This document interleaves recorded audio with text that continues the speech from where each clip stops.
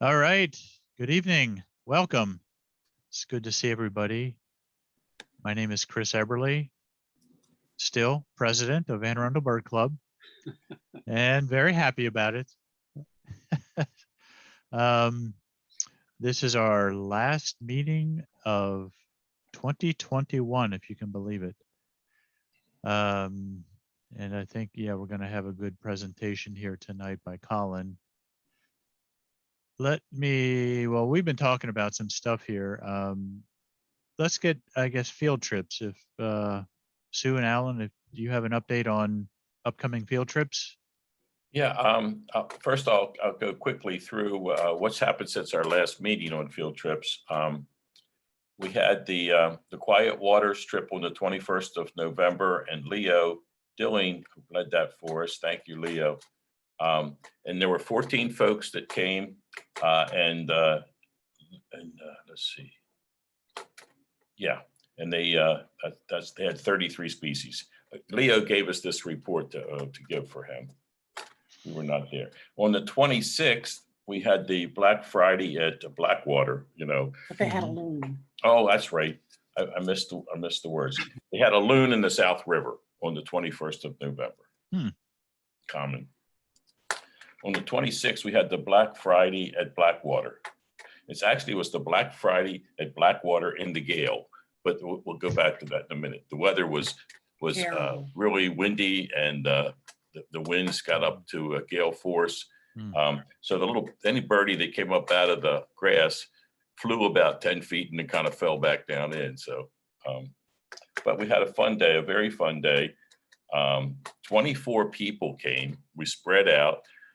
Peter Hannon led it for us, which was great.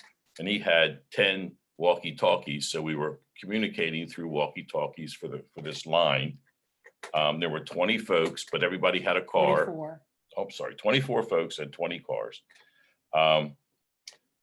We went up Egypt Road to get there, which is always fun. We went to the visitor center and got the highlight of the day, the tropical kingbird. So the folks got to see that, which was really a good sight because it came up with a persimmon tree. It was the only bird that came out of the grasses and sat in the persimmon tree and moved around a little bit for us. And so most everybody, I think, got a pretty nice look of it.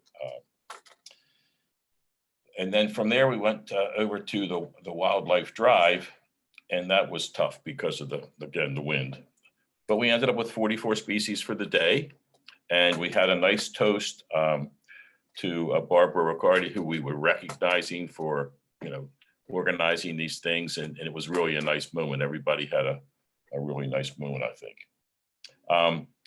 After that, on the 5th of December, we had our Kinder Farm walk. We cut it short.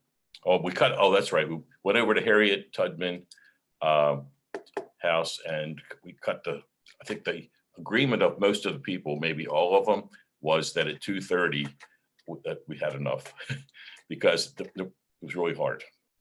Then on the 5th, we went to Kinder, had 36 species, six folks came. And the only highlight I thought of was that all the winter birds were back. We had sapsuckers, brown creepers, hermit thrush, 6 fox sparrows, juncos, and white-throated sparrows. So our winter clan has returned. On the 15th, Leo Dilling, That's today, led a walk, and he had 41 birds, 9 people came. His highlights that he noted for us was 2 redhead woodpeckers and 44 rain-winged teals. So that's what he had today over at Jug Bay. Then Quiet Waters is coming up on the 19th. Jim Colotz is going to lead that for us. Thank you, Jim. And then we heard already about the Annapolis Gibson Island Christmas bird count, and Lynn and Hal are going to lead us through this. Then on the 8th, we have Sandy Point and Thomas Point. Sam Miller's is at home, and he's going to lead the walk for us. We're going to visit those 2 spots. It's always great to see Sam. And then on the 9th, we have a Kinder walk again. And then on the 16th, Leo's going to help us once again with the Quiet Waters walk. Anything to add? Okay, so that's that. Thank you. So yeah, the Jug Bay Christmas bird count is this Saturday. And yeah, the Annapolis Gibson Island is January 2nd. Are we on? Mhm. Yeah, by the way, we're still recruiting. Anybody sitting around twiddling their thumbs on January 2, we'd be delighted to find a way to put you to work for the day, all or part of the day, hopefully all. But anyway, call Lynn or me or email hal.lynn@comcast.net or Sue Riccardi or her community, what is she, do you know her email? Yeah.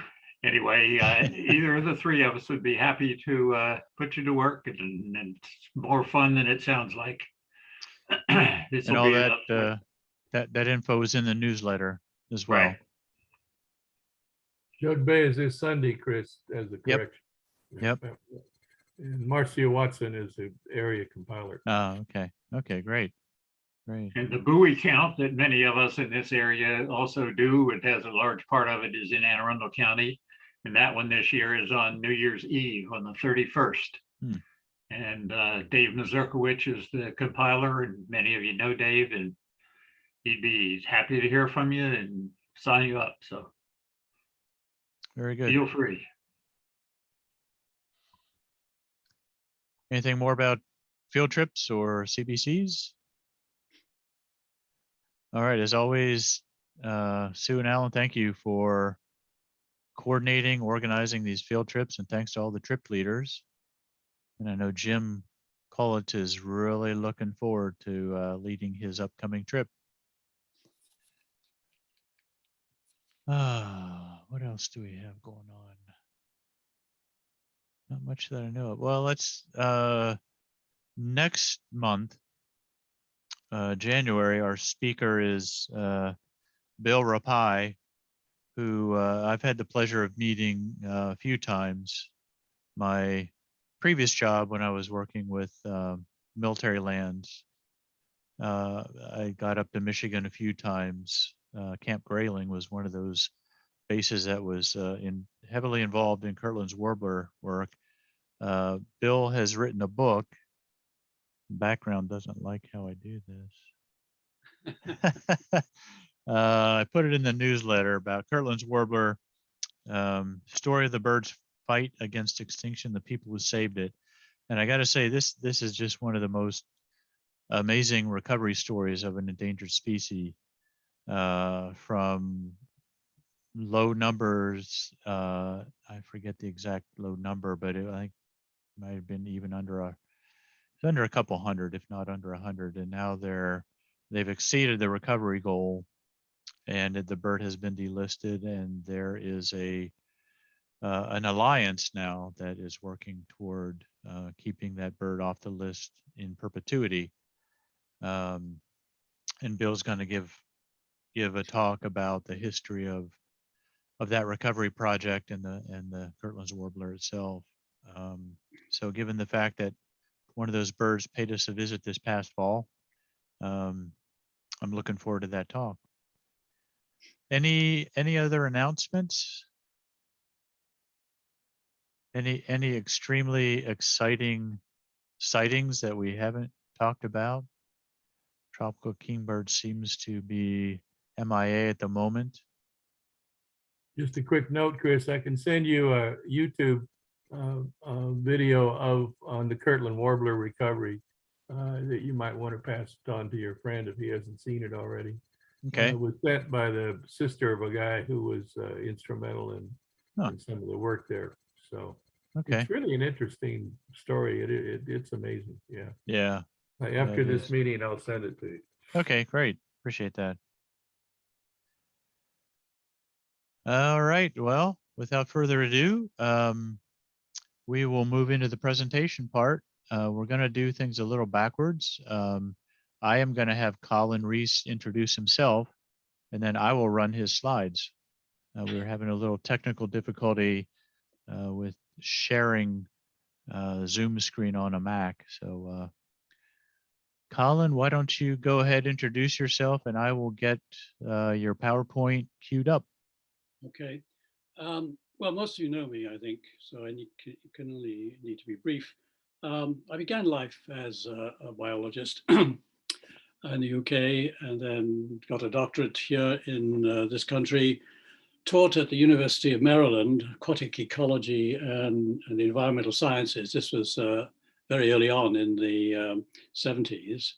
I then returned to the UK, where I became a consultant on environmental matters, moved to Manila to head the environment group at the newly formed environment group at the Asian Development Bank before coming to gain this to this country in the form of the World Bank. I joined the Asia region and eventually ended up as division chief of the environment department in the World Bank. I retired some years ago. Since failing that retirement, I've been engaged in matters of conservation, basically, both here and abroad. And I've had the pleasure of writing a number of books, the latest of which is one on Jug Bay itself, which some of you may have seen. So I'm very much a conservation biologist at background, and of course I've met many of you, so you know too what activities I've been up to in this state and elsewhere. I think we can begin, Chris, unless anyone has a note on that. Just to say that this can you, okay. Oh, yeah, let me start it. Okay. I've got too many screens here, so it takes Oh, me there a we few are. seconds. Okay. All right, now which one are you seeing? I'm starting with that one, the future we face. Okay, so you're seeing the actual presentation, the full screen slide. Okay, good. It Good. may be actually to move it on without your help, so let me try. Okay, the genesis of this is an interest I've had in aquatic systems for a long time. As I said, I taught at the University of Maryland some years ago and actually conducted some research on the Susquehanna River. So it's an area I know reasonably well and have sort of kept in touch with over the years. What I'd like to do this evening is sort of, I'm going to have to ask you, Chris, I'm failing now to move one slide on. So if we can have the next slide. Yeah, that's it. We all know the many dimensions of the bay, its productive capacities, its shoreline that with wetlands that make it quite unique in the world, certainly in this country. We know it's a point of recreation, boating, fishing, etc., has architectural value, as well as perhaps for us, one of its more famous claims to fame, the osprey, and a lot of seabirds, waterfowl that come and go during the course of the seasonal changes. Next slide. What we also can appreciate is that its productive capacity has been diminished. It was many years ago, as little as 150, a breadbasket in more than one sense for the world. I say the world because oysters, for example, were shipped to London and various places around the world in vast quantities. And it wasn't until the beginning of the 20th century that there was a noticeable diminishment of it. And since then, of course, oysters have gone into precipitous decline and only have been able to sort of putter along with the interventions of the Department of Natural Resources. Its fish are still there, but sometimes hanging on, as is waterfowl. For example, as well as the impact of shooting, particularly in earlier times, there have been cases of pollution impacting wildlife, particularly avifauna. I don't know whether you know, for example, that botulism has put paid to loons on the lake from time to time. And since they are under threat of the Great Lakes because of herring gulls stealing their eggs and taking over their nests, it's a sort of double whammy for them. And they are very much under pressure at this particular time. Next, please. What may be of interest to you is just to what extent the Chesapeake Bay has its reach inland in terms of tributaries, rivers, streams, creeks, etc. And this gives you an impression of that network of rivers and streams reaching way up into New York and, of course, West Virginia and large parts, most parts of Maryland and some parts of Virginia. If we look at the next slide, we can see that just how much Pennsylvania and New York contribute to the flow. As much as 50% or 60% of the water entering as freshwater the bay comes from Pennsylvania via the Susquehanna River. And I don't know if many of you have perhaps journeyed to places like Hagerstown and gone further north into New York. You do parallel for some distance the Susquehanna and the enormous size of that river. It gives you some idea of just how much of a watershed is in Pennsylvania, and the consequence of that I'll be discussing in a little while. Next. Well, some of the features. What are the characters of the Chesapeake Bay that are quite outstanding? Well, you see there 100,000 streams, creeks, and rivers, and not surprising given the map I showed you a moment ago. There's as much of a shoreline in the Chesapeake Bay as there is in the entire US coastline. Again, another astonishing fact. And we have 64,000 drainage miles in those 6 states, including the District of Columbia, with no less than 18 million inhabitants, but an astonishing rate of increase, 150,000 a year. And that may, according to data that I looked up earlier today, that may be on the increase. That may be something of an underestimate. I showed you that the Susquehanna River contributes 50 to 60% of all fresh water entering the bay. There are about 3,600 species of plants and animals, and that includes, as you see, a good number of fish and 29 species of waterfowl. But only 20%, and this is a figure of 2 years ago, it may have changed, 20% of the population levels are found in the 50s. But still, it produces a staggering amount of 50 million pounds of seafood per year. No other estuary really around the world can still claim to have that level of productivity. Next. And what we have here are some of the pressures that we've been finding with that grouping of actions that I told you a moment, just showed you in the last slide, namely the population pressures. But if you look at closely, you can see the high and moderate development that's in the watershed, concentrated along that corridor from Richmond right up through DC and Baltimore, and then on to Philadelphia. If you look further north, you can also see there are pressures from farmlands as much as they are on the eastern shore. And these are contributing factors in terms of their pollution and nutrient load, in particular to the Chesapeake Bay. Next, excuse me, next. Well, we all like to think that at its best, we can sort of imagine a picture like this of pristine conditions, happy wildlife flying or going about their business, while the aquatic systems also reflect the purity, perhaps, of what it might have been when Captain John Smith came to the Chesapeake Bay and explored its tributaries.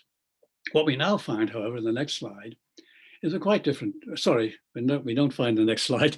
This is something of an amplification of that, put down in diagrammatic terms of the health of any aquatic system, with its thermocline, with its benthos in good shape, and a supply of nutrients that are in balance, if you like, with the animals and plants that occupy that particular system. So this is, again, an imaginary purified system, one that one would find in healthy ecosystems around the world, as well as the Chesapeake Bay.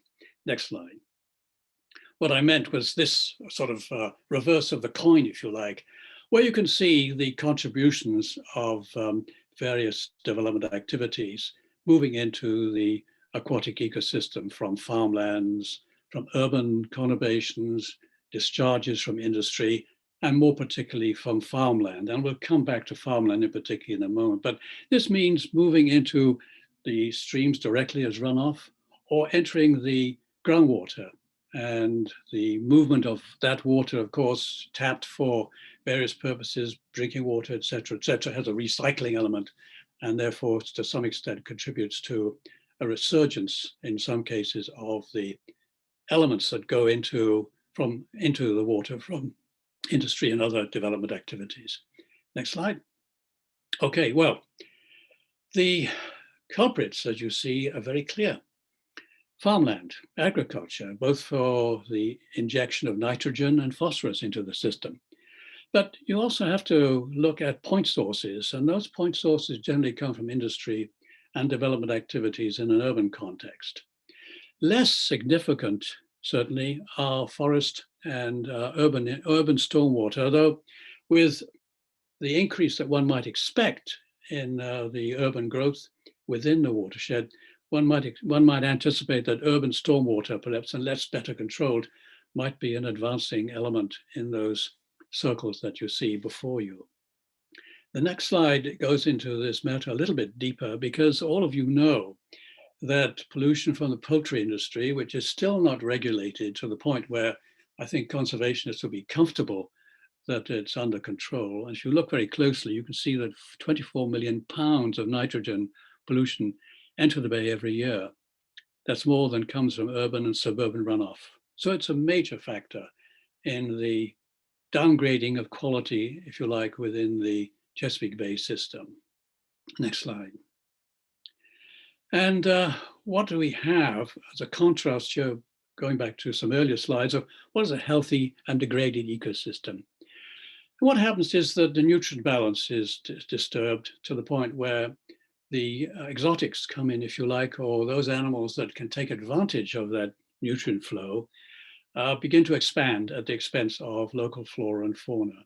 And there's a depressive aspect all around. The food chain changes quite dramatically to the point where the system begins to break down. And that's already happening in some portions of the Chesapeake Bay. As we know, the anoxic water system that lies at the bottom of the sort of mid portions of the Chesapeake Bay that comes and goes in terms of the severity of impact on almost on an annual basis.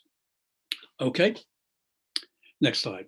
And just to make that point a little bit more, you can see on the left-hand side what is a system that really can use oysters at a level which keeps the system in balance to one that's broken down because of the injection of various nutrients, but also decline in dissolved oxygen. And the right-hand side shows you the collapse of the oyster system in many parts of the bay. Next slide. Now, it's estimated that the bay contributes or could contribute something like $130 million over a period, assuming it's $22 billion per year. That's a phenomenal contribution to the state and to the country in general. And that's why the Chesapeake Bay Foundation and other organizations, as well as DNR, really put so much stock by their efforts to bring the bay back into a condition that makes these productive assets really come to benefit the populations around them. Next slide. Okay, well, what I'd like to do now is move a little bit into the next phase of my talk, and that is to talk a little bit about climate change. And you see here this rather interesting slide. Gentlemen, I have some alarming news as snowmen around the table. In the next slide, this sort of puts things in perspective, because what it does show is the increase of temperatures, global temperatures, since the 1880s, when the Industrial Revolution really got underway. And you can see now the level in the past 7 years, we have in the Chesapeake Bay, the hottest 7 years on record. Next slide. And just to contrast with what might have been the case had natural factors only been operating, you can see the dramatic change between what's observed and what's simulated in terms of the increase of temperature over that same period, 1850 to 2020. And that's, of course, even given the conditions of the COVID, a clampdown, if you like, or expected clampdown on emissions, this has certainly not happened. Next slide. And there, I don't have to tell you some of these points. I mean, you know them very well about the level of carbon dioxide and carbon monoxide for that matter, that's been climbing over the same period to a dramatic degree. Next slide. And likewise, sea level. Now, on sea level, I want to spend some time because this is where the impacts of climate change are at perhaps their most impressive and worrying. Namely, just how many millimeters and centimeters a year have we seen an increase in sea level in the Chesapeake Bay and its tributaries. The only portion that's not affected by this, of course, is where you find the fall line. That is where the Piedmont begins to take over, and where there's a dramatic fall in the levels of rivers, for example, where the waterfall comes down as cascades and blocks the passage of any movement or any increased height of water that affects the lower portions of these tributaries. So, for example, up to Great Falls, up to Baltimore, up to Philadelphia, you find that they will have impacts of sea level rising, but beyond that, that will not occur unless it's so dramatic that indeed those levels too are violated. Okay, next slide. Well, just to give a little bit of context, this country, of course, is not the only one that's going to be impacted by the planetary changes. And I've just thrown this in as an example of where the rest of the world also will see a dramatic change in terms of its conditions. You have a look here, the northern portions, the tundra, etc., where methane now is beginning to be emitted in vast quantities because of the melting of the permafrost. But you can also see that Sahara, the Congo, and portions of South America too, the Amazon, etc., are being profoundly changed by the need to restore ecosystems in the face of dramatic climbs of CO2 and temperature. Okay, coming back to this nation, I did a, yes, sorry, next slide, thank you. I asked my a class I was conducting in the Philippines some time ago to draw up for me some ideas of what they might find in terms of impacts on the world's ecosystems from climate change. And I'll leave this with you, but just sort of work your way through predictions of for 100 years when the temperature is up by 4 degrees, 3 degrees. There are zero effects essentially under the right-hand bottom column, and then where global warming is worse than all those predictions. And you can sort of tease your way through that demonstration to see what knock-on effects they are and what the future holds for countries, not just the United States, and the world in terms of its capacity to feed itself in particular. Next slide. Okay, coming back to this country, this slide is an attempt to show you at a more detailed level of what one might expect from these changes of temperature, of sea level rise, of carbon dioxide, etc. We look, for example, the East Coast, and we're already seeing hurricanes racing through. We're certainly seeing heat, hotter summers, warmer winters, and sea level rise. We can also move down the coast and know that Florida is experiencing some of the worst instances of changes to its environment. But look further to the east and you see there fires breaking out, storm water forced through, flooding, etc. Look at what happened in Washington and British Columbia just a few weeks ago. This gives you something of a picture, if you like, of what's happening at a national level. Next slide. And just to sort of tease that out a little bit more, you can see the increase of heavy precipitation within the United States and Alaska, particularly heavy in the Northeast and the Midwest and South.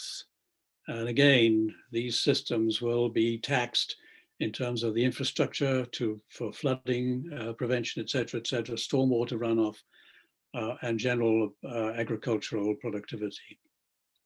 Okay. Next one, please. So what can we say when we look at these factors, dramatic that they are, for the change expected in the Bay? Well, certainly severe weather, and we've already seen that. There's a 70% increase in rainfall in the last 60 years. What's that mean to aquatic ecosystems? Pollution levels are up, there's more flooding, and there's more runoff, agricultural runoff in the form of erosion.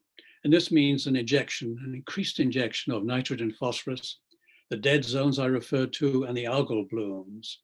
And we know they're so bad. It's, for example, if you run through an algal bloom in some portions of the Patuxent, or more particularly the Potomac, the propeller is sort of a plop, plop, plop. It's like plopping through paint, such as the density of some of these algal blooms.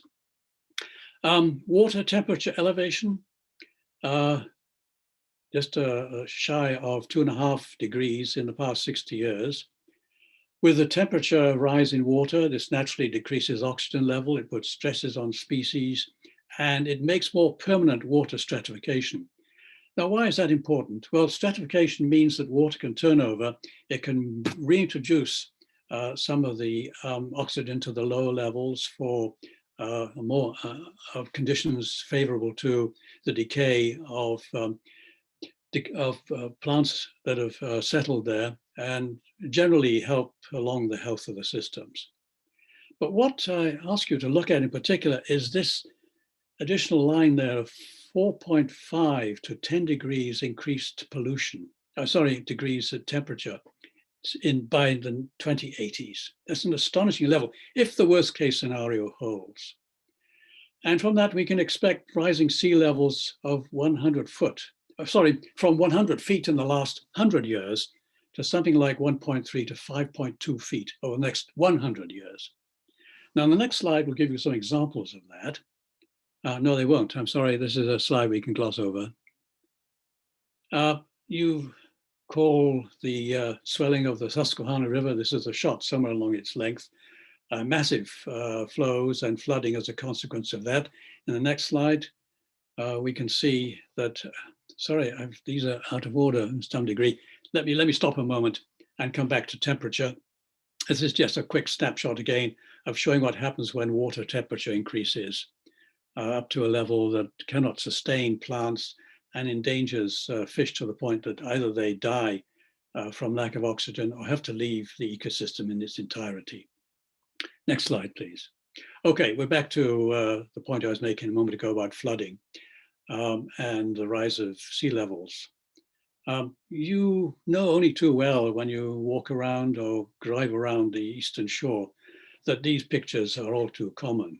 What has happened in just a few years of sea level rise impacting for example, the basements of housing so that they can no longer tolerate living in that particular location, that the shores have been creeping inland where wetland systems as well as infrastructures that we see here collapse.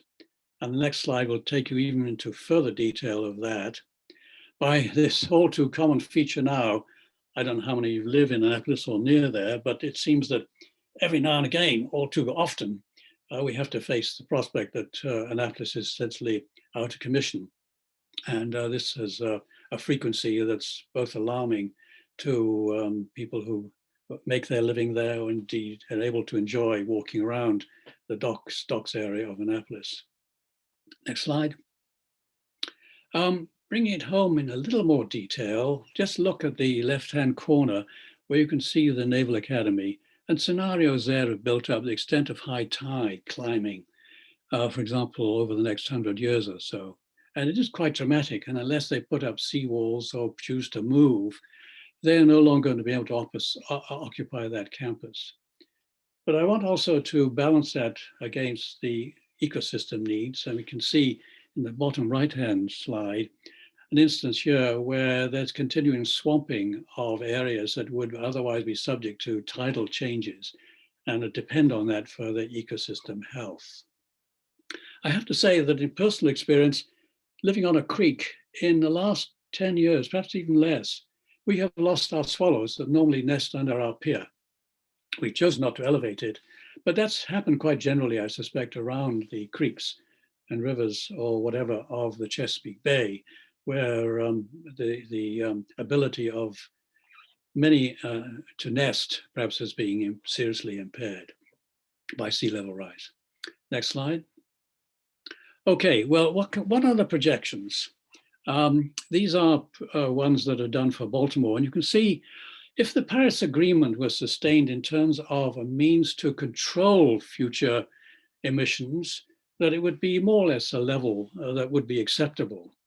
If it stabilized, then we would be in trouble, but not so much trouble as the one that with absolutely growing emissions as they are at the moment. So I just offer these as potential scenarios of the sea level rise that might occur should one scenario be followed over another. Next slide.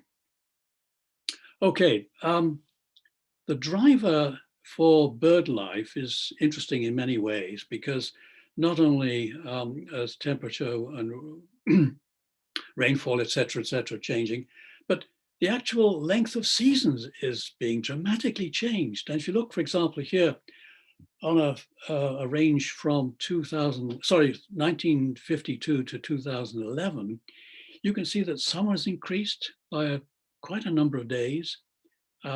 Spring has decreased as a result. Autumn has decreased, and so has winter. We can now expect summer to last some 6 months and winter less than 2. And I think you would agree that we're perhaps in the middle of that change for this particular year. So what does this mean then for birds nesting and other creatures that occupy these ecosystems? That means obviously that they're going to be caught out with these swings, if you like, in favor of some species that would favor nesting for some, but not others. And so the knock-on effect of that is going to be quite significant. Next slide, please. And that really comes down to those areas in terms of the bay are going to be what's going to be impacted the most. If we look at the colors in there, I don't know whether this slide is detailed enough for you, but the blue is what I'd like you to look at and where it is in particular, because that's on the low eastern shore, the wetlands area. And you can see that the change there means that its protection of that shoreline is going to be unlikely. It's going to be lost. And to a lesser degree, the red zone too. Fortunately, what you see in the brown zone further up the bay is subject to adaptation and mitigation. Those areas, perhaps less important in terms of wildlife protection, particularly for the aquatic fauna and flora, they're going to be dramatically changed. And it's not possible, given the sea level rise, that many of these habitats can be saved. Next slide.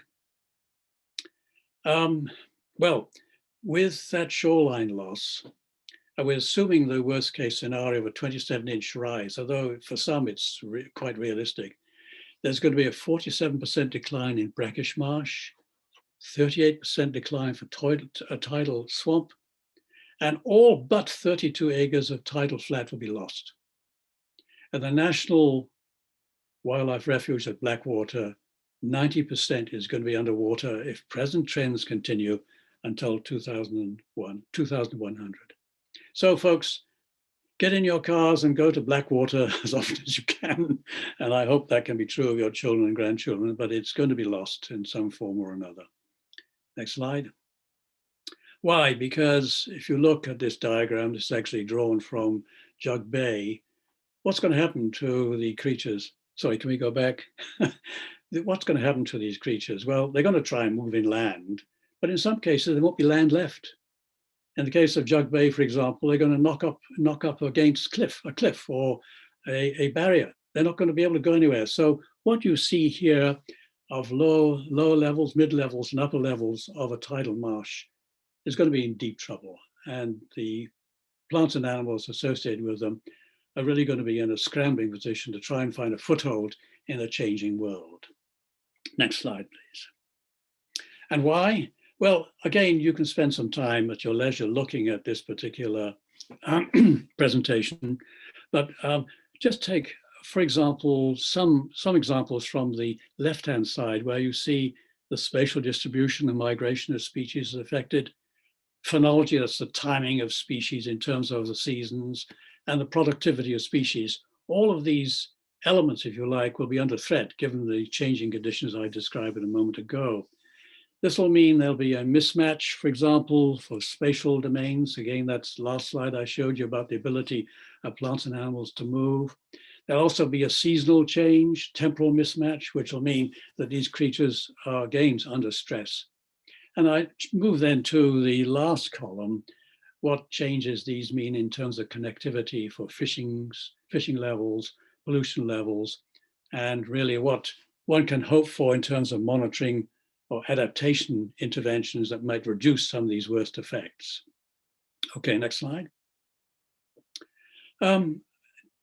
coming back to what is driving all of this, of course, are the emissions levels. And I've been looking rather closely at these levels in the COP, which I was part of indirectly, to a study, for example, done in 2017 that held that, 100 companies were responsible for 70% of the global emissions since 1988.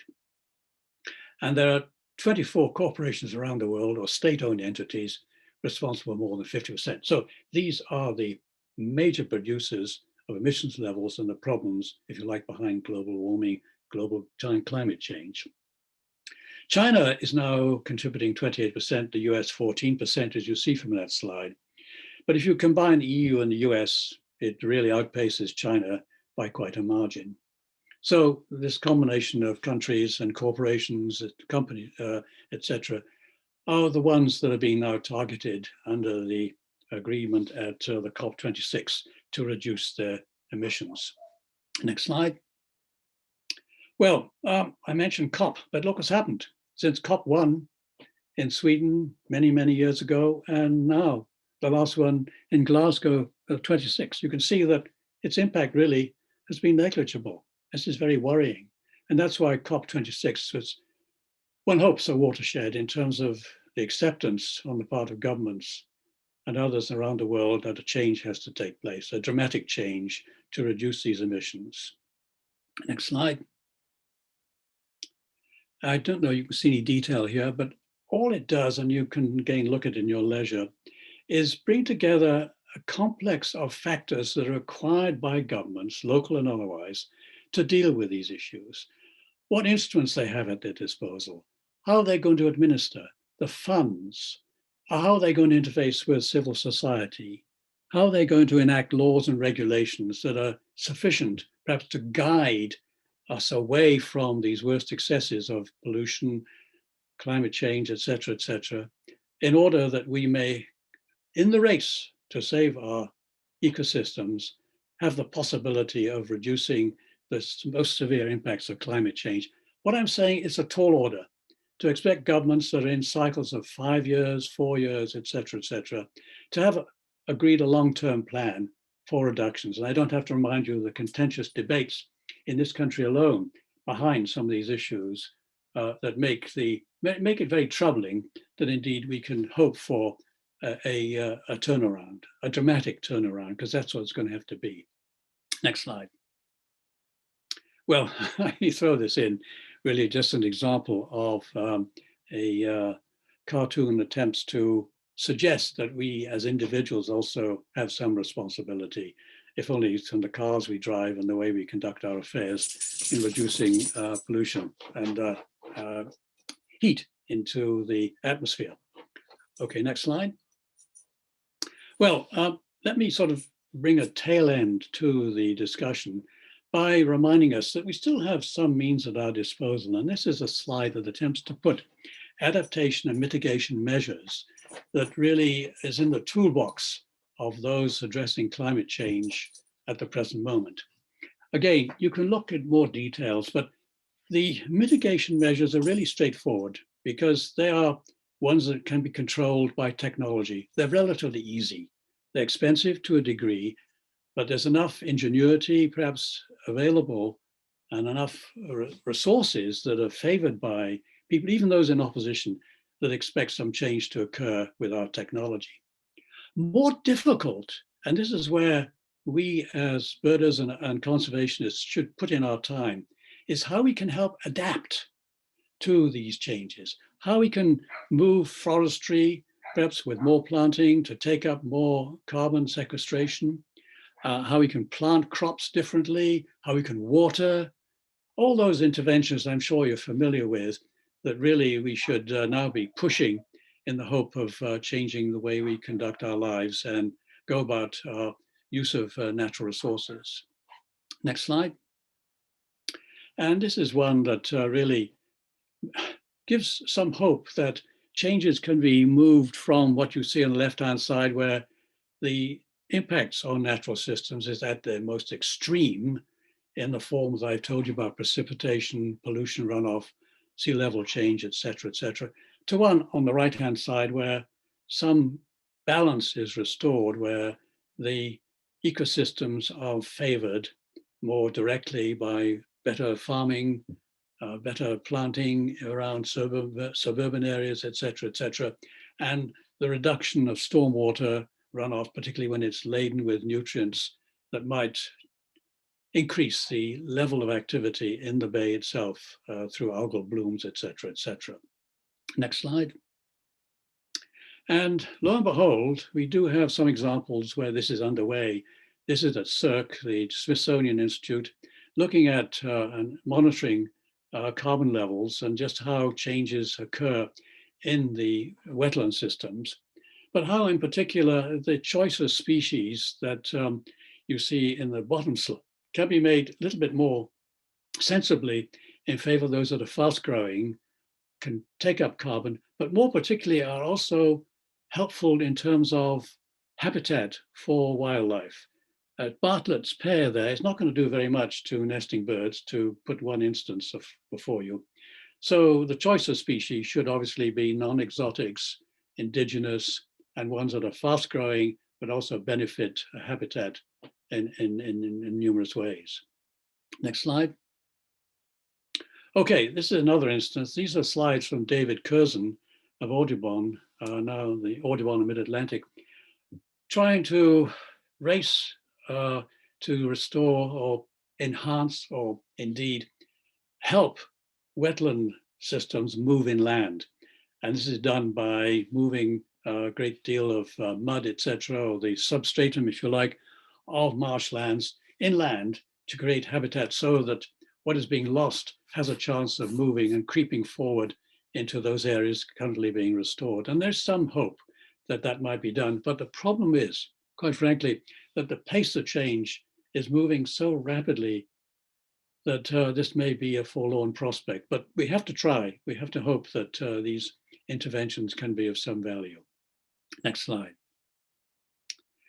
Another instance of where some activity is addressing climate change, if not climate change, then certainly changes to the natural environment, is in these rural legacy programs. And this is at Mattawoman, where a district or county or portions of a county decide to protect areas for multiple reasons, for recreation certainly, for watershed management, but also for wildlife.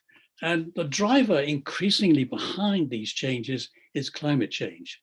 And that might be one that sort of tips the balance from some decisions saying, well, it's marginal here, to one that's becoming so compelling that the decision makers in those particular areas would say, look, we have to protect the shoreline, we have to protect people, we have to prevent flooding, et cetera, et cetera. So it may well be that actions at this level will also be encouraged through the dramatic change of climate that's affecting Maryland and particularly the Chesapeake Bay.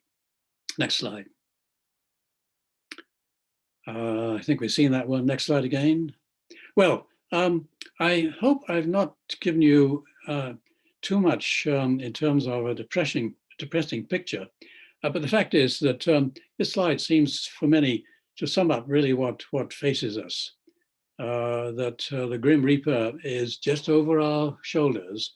And unless we do something about our attitudes and changing, if you like, the way in which we conduct our affairs in the Chesapeake Bay, and therefore encourage governments, districts, etc., counties, etc., to do their work, and then support NGOs, in particular conservation NGOs, to improve their performance, then this Grim Reaper is all too happy to come charging through this century.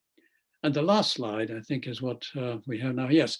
Well, we all hope that this is something that our grandchildren, children can inherit, that we have enjoyed ourselves and can reflect on those moments when in better times we helped preserve flocks in the Chesapeake Bay. For example, 100 years ago, I was just reading the other day that the flocks were so heavy that it actually obscured the sun in many instances. And now, of course, we're down to minuscule levels as a result of many actions taken in the past, and now faced with the dramatic change of climate.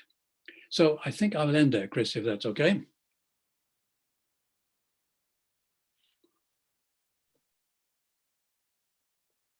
All right. Wow, very powerful. A lot of information. I would encourage everybody to go back once we post the recording and look at a few of those slides. I and you know we do have some time for questions, and I want to start with one observation I made on one of the slides that I think it was in your the class you did in the Philippines and had people draw out that diagram. And I noticed under the 3-degree branch, there was something there that said Amazon collapses. And that's not a very simple, straightforward thing. I mean, that's a pretty significant impact. And I think that's the first I've actually seen anything that identified the Amazon as collapsing. That all the different things on that one slide. I'm going to go back and look at that because that just had so much on there. But then, another one of your comments was about the political cycle, people thinking their planning cycle is 2 to 4 years, 5 years, and the need for planning at a 50, 100 or 200 year cycle. And I don't know if you have any insight into what might have to happen in order for planning, like at the conference of party, the COP 20, that diagram you showed, it almost looked like once COP started, it got worse. I mean, what can we do, or is there anything we can do to help facilitate planning in more than just an election cycle? No, this is a conundrum I've thought of many, many times.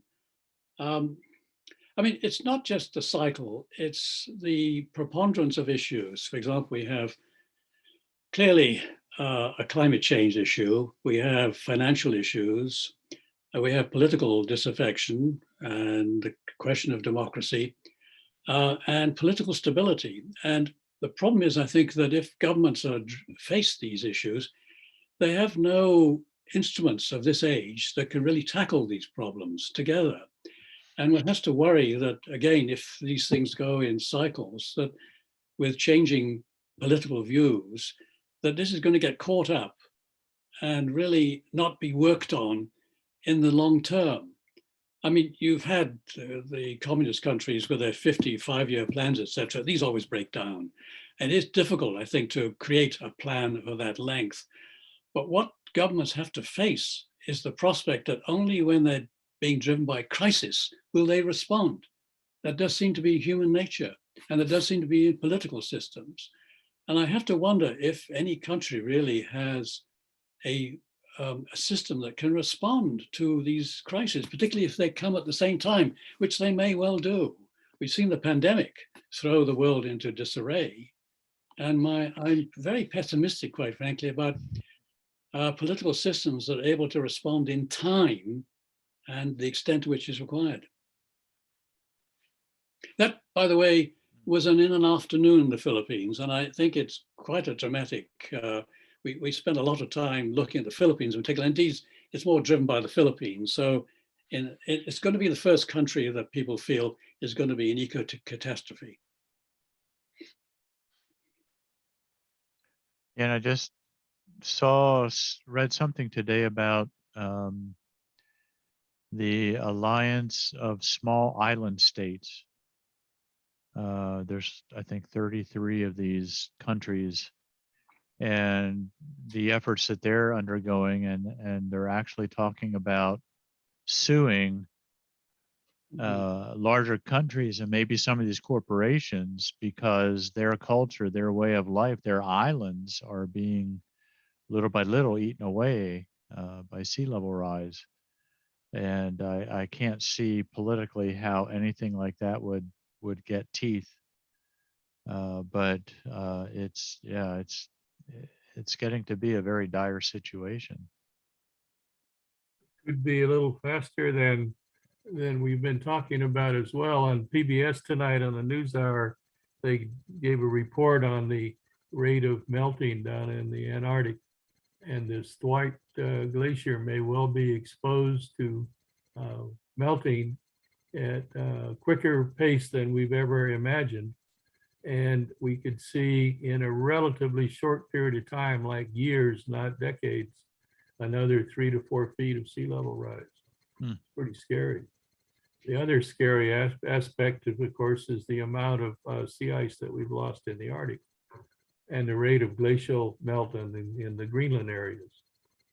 So from both ends of the Earth, we're more rapidly than was earlier predicted, contributing to the amount of seawater.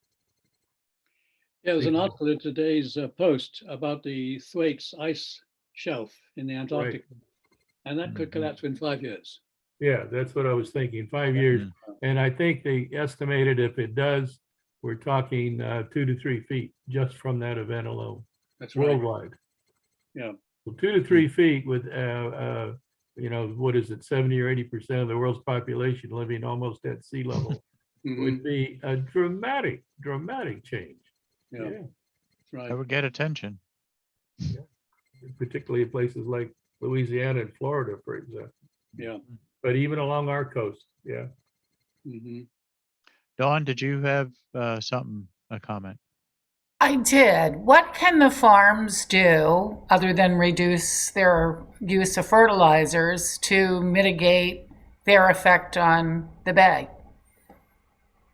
Several things. I mean, if they have streams, and they invariably do, they can introduce riparian vegetation to control runoff. They can also plant differently, different crops. And, the problem with mechanization, etc., these crops are now planted 3 or 4 times a year, so the exposure levels are that much longer, if you like, and the runoff factor. I mean, I see it around here in the farm nearby, and our creek is filling up with mud as a result, with siltation. So what I did, actually, looking at things in local terms, was go to the farm and say, look, we have to build in these streams structural elements, for example, dams that can perhaps trap the siltation and then move it back to the farm. But you can also plant more intelligently to reduce this runoff. So that's one intervention, if you like, in terms of practice. The other, of course, is how pesticides and nitrogen and phosphorus are applied. These are overly taxed systems very often. They can reduce the levels without impairing productivity. And pesticides too are also introduced at levels that really impact wildlife, indeed other aspects of our planet, in ways that perhaps are necessary to begin with. So against that is the practice of sustainable development, sustainable farming, green farming, where perhaps in some cases the government pays farms to set aside an area that might mean hedgerows, it might mean habitats are resurrected that were there before, along streams, along field margins, etc., that bring back wildlife. I mean, these are resisted in many cases by farmers. If you look, for example, to the inflows into the bay, most of the farm runoff comes from Pennsylvania, and they have absolutely no controls, from what I understand, in runoff in these sort of practices that I just mentioned. And they're the ones that should be targeted more than any other, perhaps, of how they go about increasing cover, increasing the habitat portions of their farms to reduce this level of impact that at the moment runs to very, very high levels. Thank you. I just read something a couple weeks ago about Chesapeake Bay Alliance, and I think they're actually going to be hiring another couple people in Pennsylvania to work with farmers on that exact issue. So I think the awareness is there. And I can remember, I grew up in Lancaster County, Pennsylvania, and the Amish are pretty huge in that area in terms of the farming impact, and they were among the worst in terms of their farming practices and runoff. And I know there has been a lot of effort from various sources working with Amish farmers on riparian plantings and farming practices, that kind of thing. And the whole no-till agriculture, that I think that's one of the big benefits of that is if you're not digging up the soil, then you're not losing it when you get all these winds and rain. But yeah, it's interesting that agriculture is probably one of the biggest contributors to a lot of these problems. It is in the Bay, yes, definitely. Let me suggest to you, as well as perhaps pondering the slides at your leisure, the Chesapeake Bay Journal. This comes out once a month. It's free. It really does a good job of bringing to the public's attention of the issues around the Bay, as well as the area generally in the watershed. And just to look at this month, which is December, for example, infrastructure law boosts funding for Chesapeake Bay restoration, oyster restoration, Tangier Island's demise should alarm us all. More shrimp moving into the bay waters. That's a result of elevation of temperature. So, I mean, just to give you some insight into what's going to happen, I recommend that you subscribe to the Bay Journal. It's really full of information on what's happening in the Bay and what can be done. From the Bay Journal recently, there's been a lot of discussion about the impacts on the lower eastern shore already.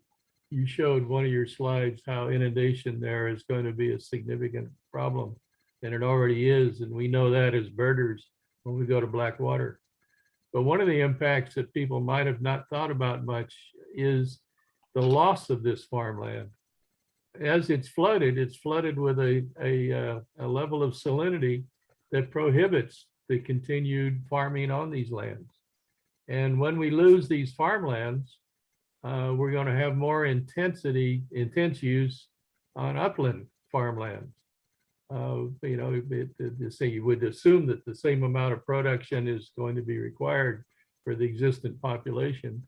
And I don't think this is a trivial issue. I think it's already occurring in real time, and it's only going to get worse.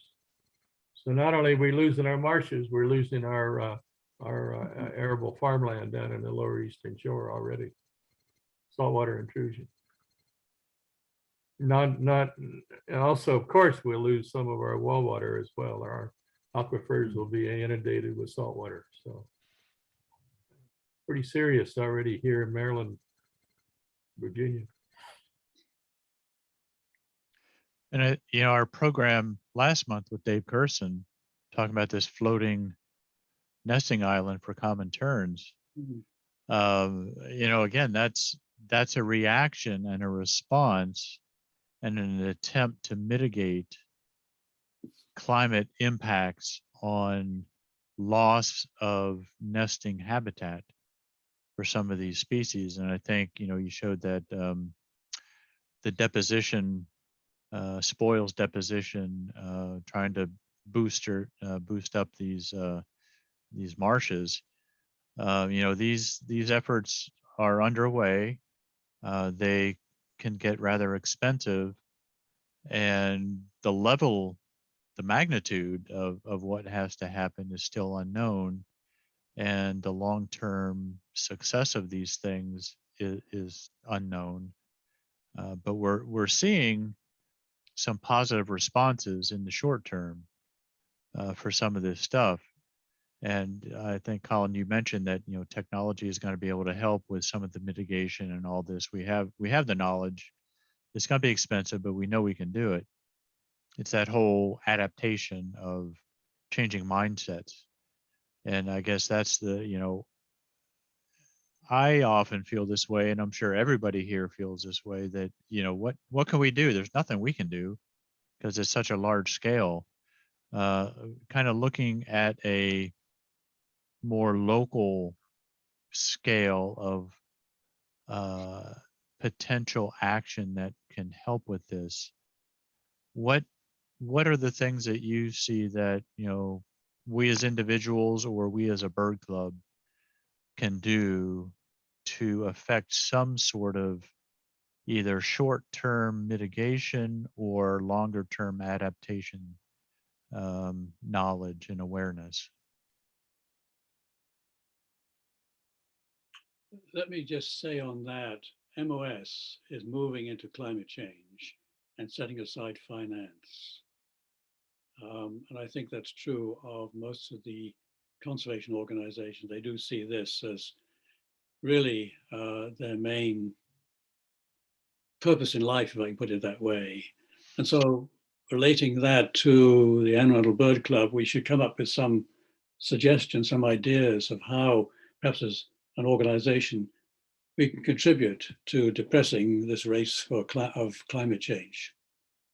Some ideas that we might have, small or large, but there is finance there, and DNR is also moving into a mindset, if you can use your phrase, Chris, that speaks to the need to address climate change.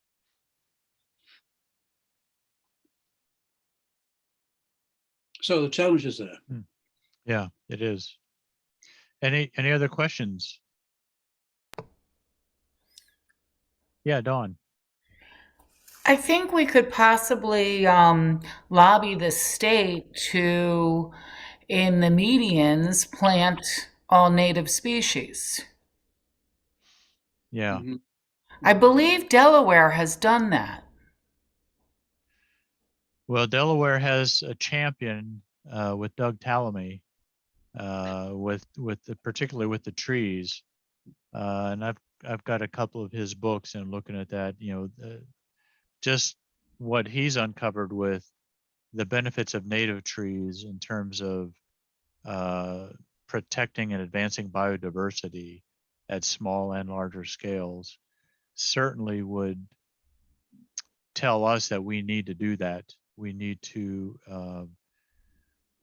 push our local, county governments and state governments to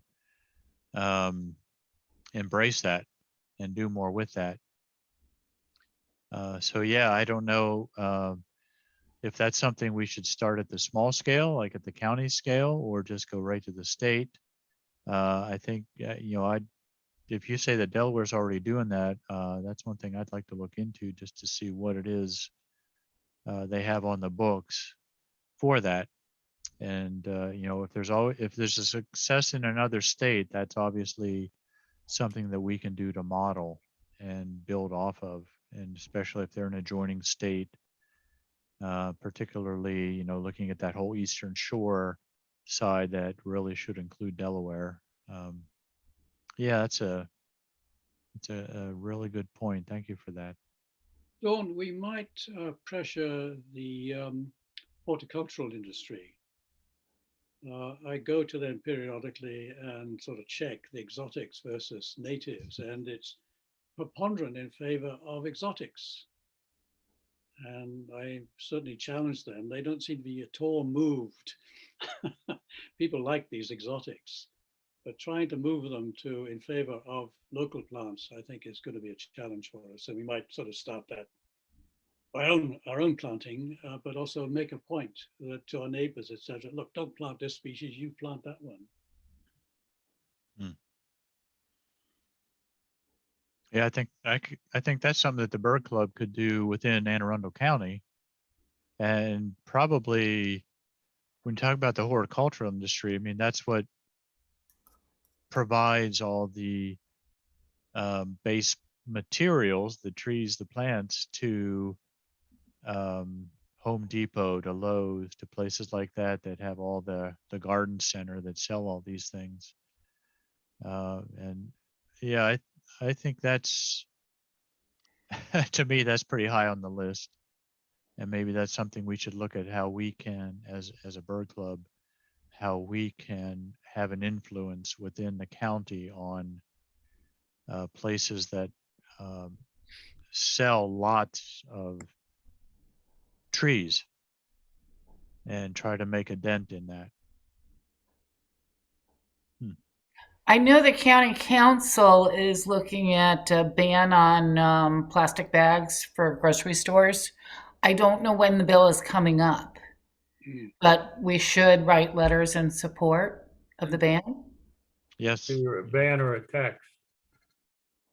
I think it's a ban. Is it? Yeah.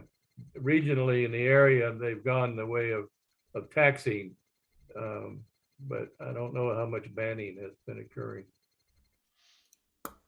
You know that in the Pacific Ocean, there's an area the size of this country Yeah, that's full of plastic.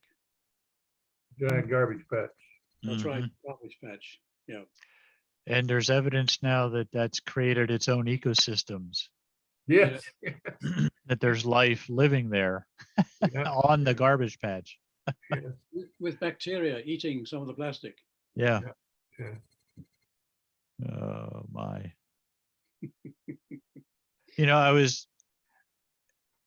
I've watched the Weather Channel, I think literally since they were born. And of late I've become somewhat dismayed at the programming that they're putting on now. And one of the most recent new shows that they're producing, I forget the name of it, but it has to do with how Greenland, the ice is melting from Greenland, and that's now opening it up to the potential for gold prospecting. And I'm thinking, well, at the same time, the Weather Channel really does a lot talking about climate change, but now here they are talking about how because of climate change, we're going to have people come in and prospect for gold and take advantage of all that. And I think, that to me just seems like this whole, we're backwards in our thinking. The whole capitalist approach to things, I think is going to be our throughout the demise. entire Arctic region, but they're taking advantage of the lack of sea ice for enhanced transportation and enhanced shipping and more, as you say, gold and whatever development, more oil development up there as well. Yeah. Because it'll be more accessible almost year round, parts of it. Yeah. So, Greenland- People see all that as an advantage. Greenland is a very split over this, apparently. There's a large faction that wants to keep life as it is and another that wants to develop as usual. Yeah. So it's Yeah. it's a spot money to where- be made. Yeah. That's right. Well, and I think, we just have to keep doing what we can to make people aware of the consequences of certain actions, that there are things we can do to help slow the demise, so to speak, keep the Grim Reaper from gaining any speed on us, Mhm. so to speak. Yeah. Right. Colin, do you have any closing comments for us? No, just to thank you for joining this evening, and I hope you can take some of these messages home, if you like. And I think as a bird club that we can work on some of these issues. I mean, it's really up to us to give some guidance and push to through citizen science and through certainly political action, pressing our officials, etc.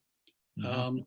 I mean, we do have some sympathetic souls, and some counties are really sort of looking to some ideas. So I think I just end by saying the challenge is there, and it's up to us. All right. Thank you very much. All right. Well, thanks everybody for being here tonight. Happy holidays. Happy New Year. Don't go too crazy. We want to see you back here for our January meeting. All right. Good night. All right. Good night, everybody. Take care. Bye-bye. Bye-bye. Thank you. Bye. Bye. Bye-bye.